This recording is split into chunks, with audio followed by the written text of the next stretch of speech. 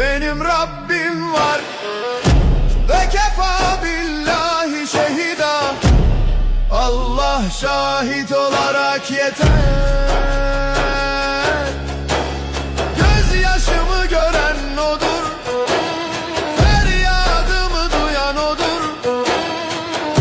Ve kefa billahi basira, Allah görücü olarak yeter. Yapayalnız kalsam da şu alemde bana Allah yeter.